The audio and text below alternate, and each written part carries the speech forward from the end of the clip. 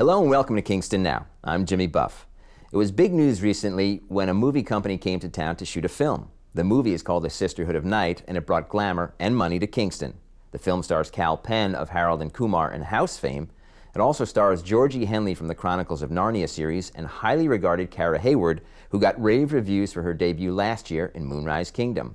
In addition, a group of local actors answered a casting call, and several, including me, had bit parts in the film. This week we'll talk to one of the producers of the movie and find out why Kingston. We'll talk to Jillian Fisher, the city's tourism coordinator, about how it ended up in Kingston. But first we'll head out to Hudson Coffee Traders and talk to screenwriter and co-producer Marilyn Fu. Hi Marilyn, how you doing? Hey Jimmy. And this is your first screenplay, right? It is. You went to school for screenwriting, is that also right? I went to Columbia for film school, the graduate program, and that's where I met Karen Wechter, who's the director of Sisterhood. And she's a first-time director as well. Yes. So is making movies something you've always wanted to do?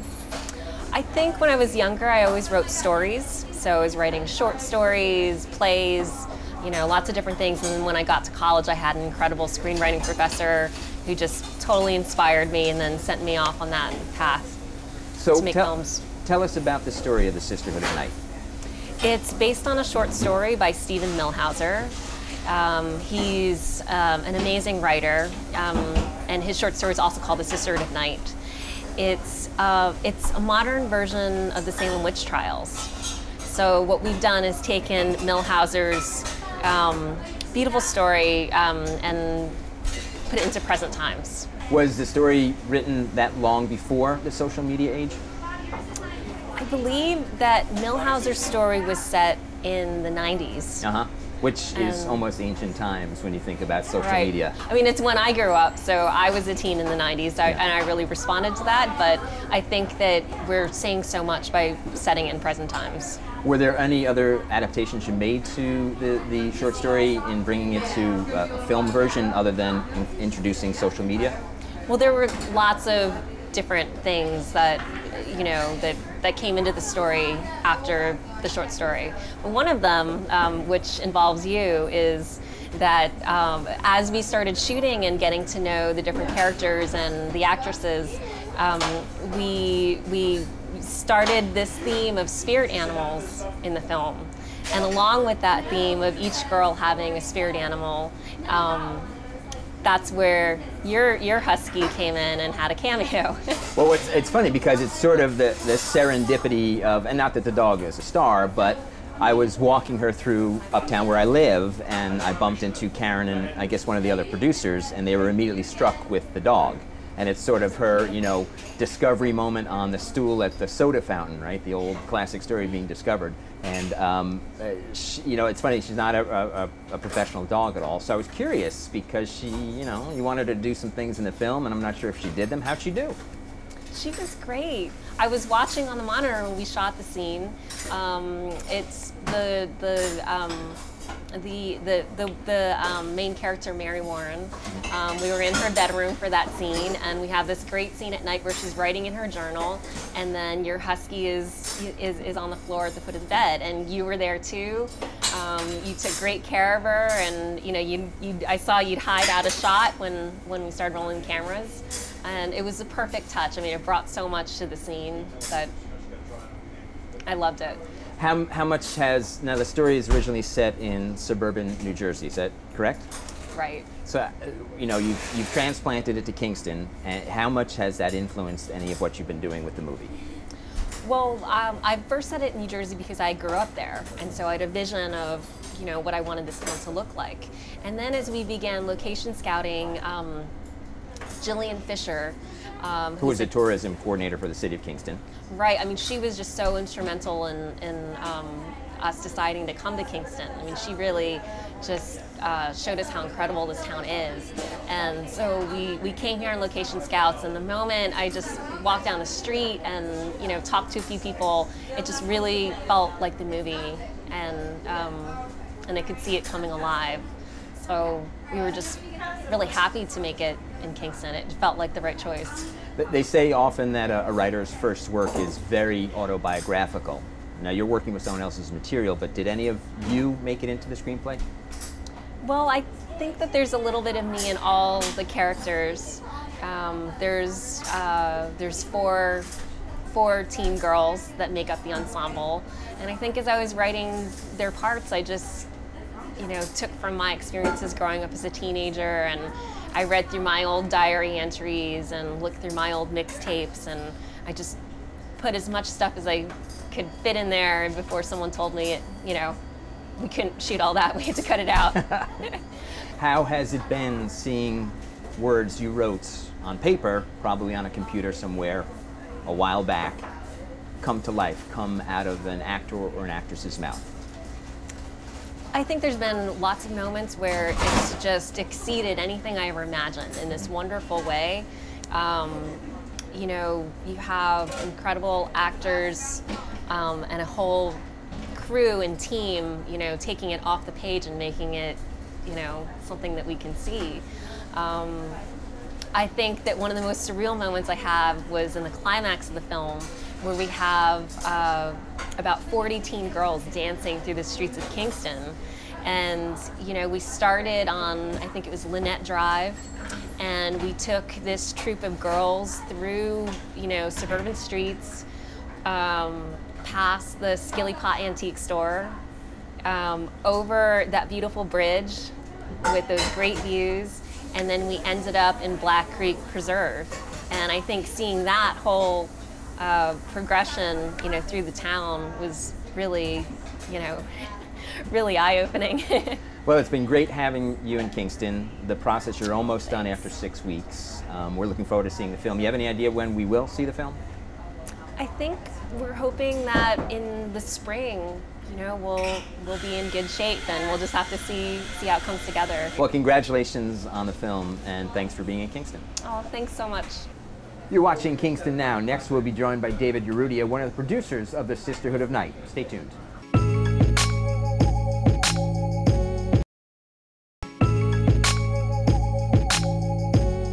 Welcome back to Kingston Now. I'm Jimmy Buff, and I'm joined by David Urrutia, one of the producers of the movie The Sisterhood of Night, which has been shooting in Kingston for the past 6 weeks. And David, you have some producing partners on this film as well? I do. Elizabeth Krell, who is my producing partner at Even Star Films, and Lydia Pilcher also. So tell us briefly what a producer does for people who may not know what your role on a film is. Yes, I can give a brief description. It's one of the most asked questions. What do you do? What does a producer do? And the short answer is there are a lot of, basically everything. The producing team on this film has been involved since, not from the very beginning of the script, but certainly from development of the script, through financing, arranging financing, production logistics, and this particular producing team will be on the film through post-production and through sales and distribution. So it's a lot of things. There's a lot of business involved. There's a lot of creative work involved, and working with the director and the screenwriter initially, and then with actors and designers. It's producers, creative producers generally keep the entire vision of the film in mind, and it's their responsibility to make sure everything sort of flows smoothly, and the director gets what she needs. Well, because I think being on the set a few times, my understanding was that the producer was sort of the money logistics people. And I've watched you and your co-producers on the movie be really active in the making of this particular film. Well, there are a lot of different types of producers, and you hear a lot of different titles floating around before the word producer.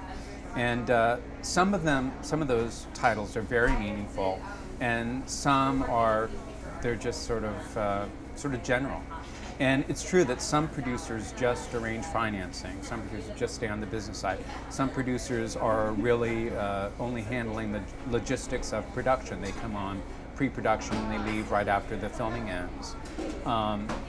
But in our case, sort of the creative producers are generally on the project from beginning through end, long after, for a couple of years after sometimes, the film stops shooting. So yeah, the three of us have been very involved in understand sort of all aspects of production and take a very hands-on approach. So when this script came to you at your film company, and you started looking for locations, how is it that you ended up in Kingston? Well, about a third of the film takes place at a high school.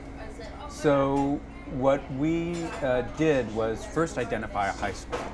So our locations manager did the initial sort of scout and just basically covered hundreds of high schools directly outside of the city in the outer boroughs, and then within like a 2-hour envelope from New York City, finding the right high school. First, just in terms of look, did it sort of visually capture the image that the director and the screenwriter had in mind? Once we identified those high schools, we then approached them to see their willingness to allow a film crew to be in there for as many days as we needed to be. We weeded out a whole bunch of schools at that point. And then if they were willing, then we took the scout further just into the surrounding areas. Did the town have what we needed? So we just hit the jackpot with Kingston. The school, first of all, had the look. Then the administration of the school was, please come. They just completely opened up their arms to us. It's a fantastic high school, had everything we needed there, great looks. And then Jillian Fisher, who's the town representative, was just absolutely amazing. She was from the beginning, just come to Kingston, we'll make it work, we'll make it work. And once we started scouting the town, we found that to be true. Just everything we needed. It fit every single requirement of the script. The script was originally set in suburban New Jersey, and we were prepared to have Kingston double for New Jersey, but the mayor's office said use the town's name. So we got to use Kingston High School, the Kingston Police Department, just everything. And so now the film is set in Kingston, New York. And so when a film company like yours comes to town, you know, the mayor, besides being welcoming, also sees it as a really good financial impact for the area. How many people did you bring to Kingston? We have a crew, it rotates, I mean, it sort of fluctuates a little bit depending on the day, but there's a good 40 to 60 people in total, maybe some days a little bit more. And they all need to eat? They all need to eat. They all need to sleep somewhere? We've been camped out at the Holiday Inn, which has been amazing. They've been great, putting actors and all of our crew up there. We've been ordering meals from a lot of different restaurants in town, and of course, as individuals going out and taking advantage of the wonderful. You know, it's what I think Jillian gets, and the mayor in this case, is the great economic impact that bringing a film crew into the town. There was the most recent study of economic impacts in the state of New York, which is in 2011, found that there was like $6.9 billion of economic activity directly related to the film and television industry, and about 29,000 jobs. And during that time, from between 2008 and 2011, in the film industry, there was a 25% increase in employment in film production personnel, while the state, sort of overall, declined by about 1.6%, you know, during the recession. So it's really been proven that the state tax incentive is well worth renewing and brings a lot of business to a town. And luckily for us, Jillian and the mayor's office really understand that, and so it's been great. Well, David, it's been a pleasure having you in Kingston, and I can't wait to see the final product. Me too. Thanks for being here. Hope you enjoy it. Thanks. This is Kingston Now. Next, we'll be joined by Jillian Fisher, the city's tourism coordinator and the woman responsible for bringing the filmmaking crew to Kingston.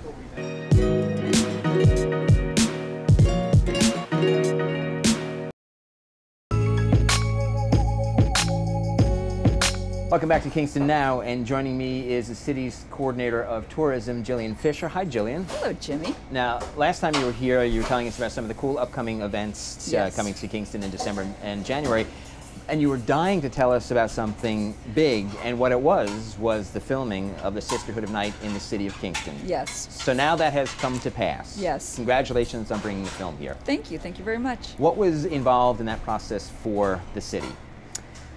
Well, we were contacted by one of the producers, Sasha Springer, as she contacted the city clerk's office, and the city, Carly Williams, the city clerk, directed her to me. So Sasha and I spoke on the phone a few times, making sure that she wasn't going to waste her time by, taking a trip from the city. It's never a waste Kingston. of time to come to Kingston. It's never, well, please. So, assuring her that with the places that she was mentioning to me on the phone, that I understood what she was looking for. And then she came up, she and Karen, the director, came up, Karen Wachter, and then they came up again, and then they came up again.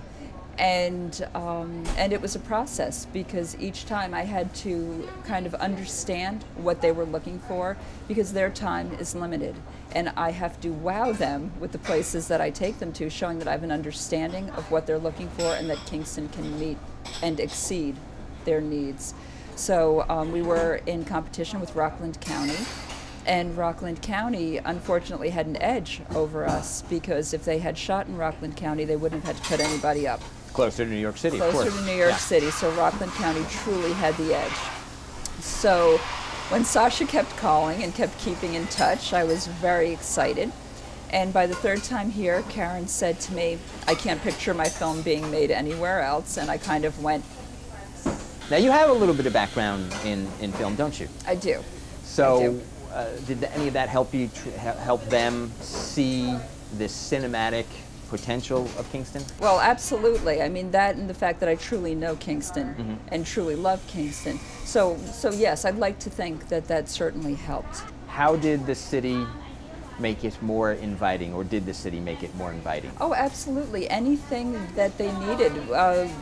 After it was set that they were filming in Kingston, we sat down and we met Sasha and Matt and the mayor and Chief Tinty. Everybody sat down at the table, and so we started off on the same page, knowing where they were looking to go and where we could help them and what we needed and what they needed. And it was incredibly amicable, incredibly. I think probably one of the big concerns for a city or a municipality where a film shoots is what kind of disruption will it pose to the people who live here? It's funny, because one day they had to divert traffic on Albany Avenue, and the mayor's office received exactly one phone call, and that was it. So now, as the filming has just about wrapped, what has the experience been like for the city? Can you talk on their behalf? I would like to hope so, because I was on set quite a few times, always taking the temperature, so to speak, making sure that everything was going well. And they all fell in love with the city of Kingston, because the people here, everyone that they came across was so inviting and couldn't do anything more to make their experience wonderful. So everyone that I've spoken with, the producers, everyone is really thinking about how they can bring all their next projects to Kingston, which of course I love to hear, because some of the great things that come out of having a film made in your city, and Kingston will above and beyond reap this, because the city in the film is being called Kingston. So this means that when people go and see Sisterhood of Night, and they look and they see the stores in the background, they can actually go to Kingston and shop in that store. It's not like something like, and I know I will age myself and age myself further, because even when this show was on, I was too old to watch it, but Dawson's Creek, there was no such place as Dawson's Creek. There is a Kingston, and people can come and people can shop in these shops. And by staying here in our hotels and shopping in our stores, and they bring their own power everywhere they go, so they have generators that need to be filled with gas. Everything for the past 6 weeks poured into Kingston. So I would be on set and I would hear Georgie Henley, one of the leads in the film, say something to the effect of, oh, I was in Boptitatum. That's a really, cute store. And people in hair and makeup would say, oh, I love that place. I know that Cara Hayward loved Edelweiss, and her mom was in there frequently. I was speaking with one of the producers, and all this, I know I'm mentioning Uptown Kingston places, but this is where we're shooting right now, so this is on my mind. One of the producers had a bag in each hand from Full Circle Boutique.